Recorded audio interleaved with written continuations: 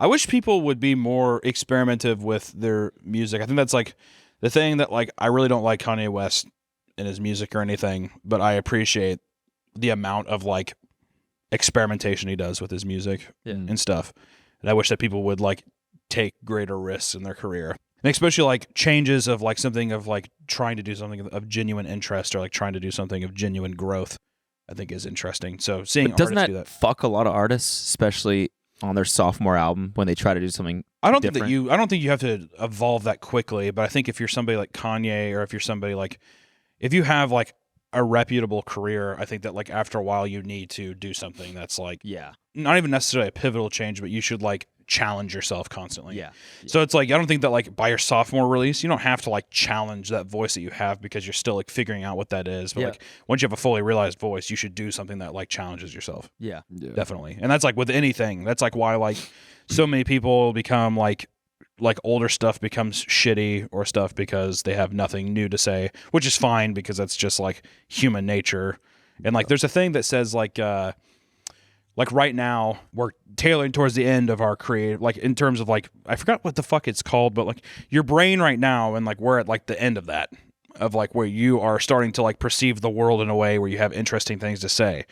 That does come to an end. There's like a scientific thing about that. And then after a while your brain goes into a crystallized state where you become like a better teacher because like of your experiences and stuff. So like the youth will always have something more interesting and like look at the world in like a unique way. And then like when you're older, that's why like there's no fucking like 17-year-old philosophers. And if there are, it's bullshit. And why we're all kind of locked into being like racist. Huh?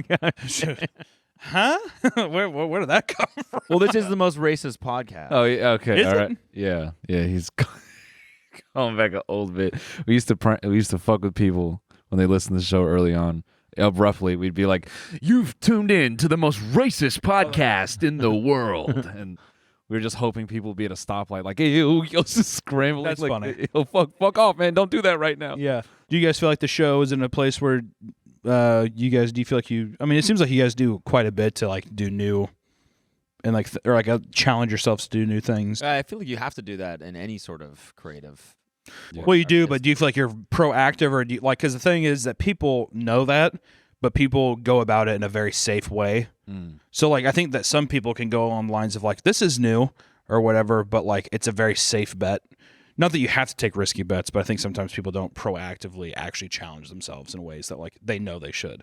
Yeah, I think that we're make pretty sense? good about naturally challenging ourselves. Yeah. I think so. I'm just curious if like your own perception of it, you know, because I think so. I think that you guys do a lot of cool shit. Like I said, I already told you, I thought the struggle was like so fucking funny and so thank good. you. Fuck yeah. Yeah, it's really, really good. Thanks, dude. I think that we have that in common about our personality, where we, in the moment, we never feel like we're doing enough. But then if you look back, Yeah. it's like, oh, actually, what we did was pretty like creative and challenging ourselves. Yeah. Like we definitely did bite off a little bit more than we could chew, but in the moment it's like, oh, look at Mr. Beast, look at all these guys that are doing so much more than us. Yeah. So it like pushes us to like keep going. That's been a big thing that I want to talk to you about. This isn't a dig at you by any means. This is a legitimate question. Oh jeez. What?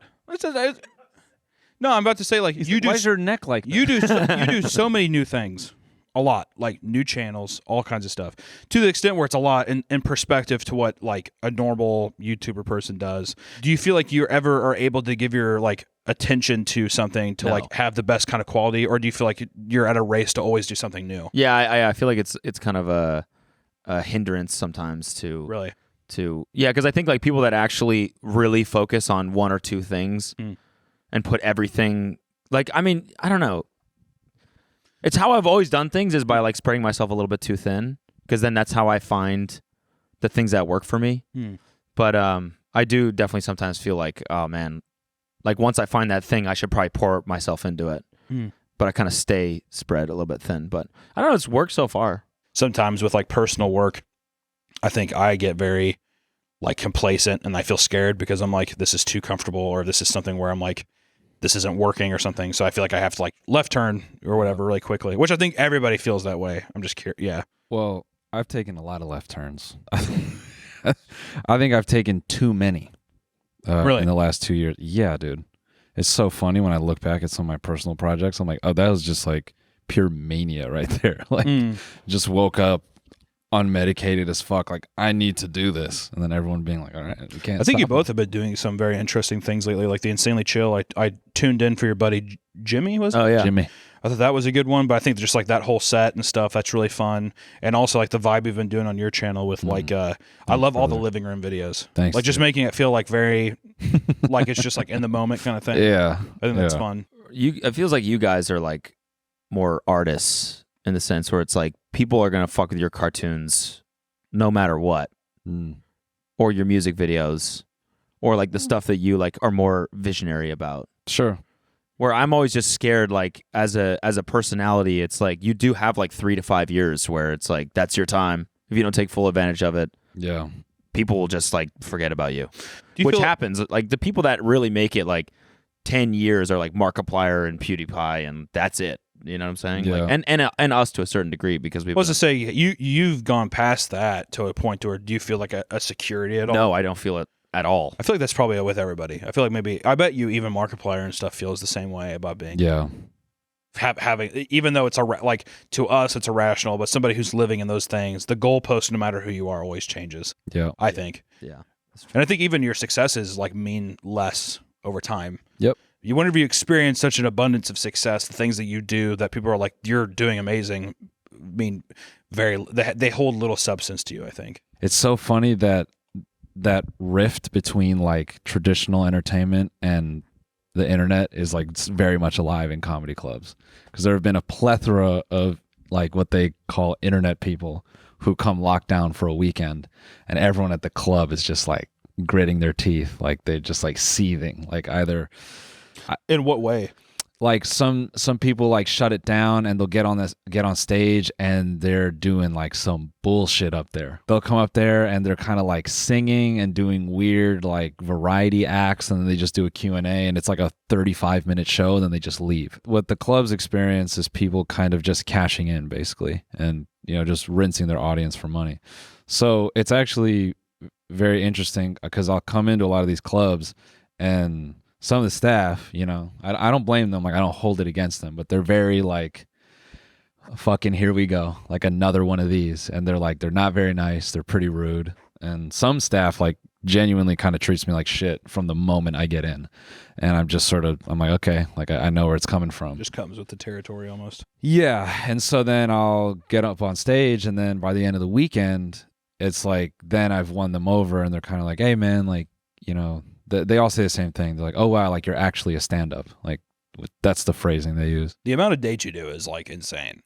Yeah, I mean, I think it's like I know that I riffed on that a bit in the main one, but like it's like at a point it's like when do you think you're gonna like when will it actually stop? so Because it's like your agents might say something like, hey, there's this region that does this or whatever, but when are you Yeah. going to be like, I've done my fucking fair share, I want to work on some new shit or something like that? Because I know you're also, the set you're doing now from whenever the fucking tour started, however millenniums ago, your set has changed. Like it's not the Yeah. same set forever. no. Yeah. So now I'm at the point where I actually like taking long breaks between the shows and then going back and then trying to remember what I wrote, because I'll say it much differently, and I find that I say it in a more truncated way, and so it's like this like natural like trimming of the fat. So I almost feel with stand-up there's like this period you have to go through where, at least for me, where it's like it goes from, because when I first started doing the show it was like an hour and 10 minutes, and now I get it down to like about 48 minutes. It's just way tighter. It's just like all the important pieces are in there. So you're going to record your set, though, you think? Yeah, and I think Dude, fucking stand up on YouTube right now is Killing it. so good. yeah. Every single Holy person shit. that posts a special. I think I really started noticing it with, I think it was Shane Gillis. Mm-hmm. I think his was the first one where I was like, oh my God. And then like it was doing very well. Yeah. And then Stavros made one his, and then Andrew Schultz or like everybody's doing it. And then Ari Shafir even just came out with one. Even Norman's special did really well, and Who? Mark Norman. And so he did make Yeah, one out? Joe List put one out. Schultz. It's just funny that it's like people used to be like, oh, you're putting it on YouTube because of fucking Gringo Poppy. Yeah, And everybody yeah. hated that. And they're like, oh, God, he had to put it on YouTube. But it's like such a way more convenient place. yeah, It's like you're going to get your stuff out. You're going to be like, you will grow your fan base exponentially from just putting out on YouTube. Yeah, I hope I don't put it out too late.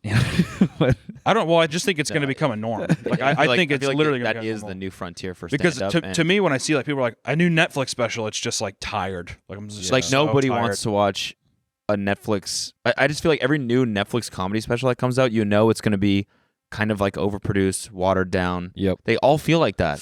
And the ones I would watch on Netflix, it actually feels like comedy that, I don't know, stand-up specials that you used to watch where it's like, oh, they're trying to push the boundaries a little bit. YouTube? What? You said YouTube, Netflix. sorry. Yeah, YouTube. Yeah. Well, it's much more intimate.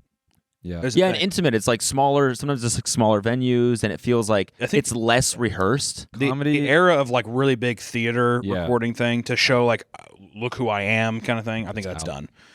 So I Yeah. think having a more like intimate set where people can like feel like they're more connected with the person is definitely better. But like especially for stand up, it just makes sense. You don't need to have like somebody come out during your tour and do this huge elaborate fucking filming thing and have like a Comedy Central, because back in the day it was like Comedy Central. I got my first Comedy Central set or whatever. Yeah. And then from there it was like HBO. HBO and or Yeah. like then you would evolve to HBO or whatever. But yeah,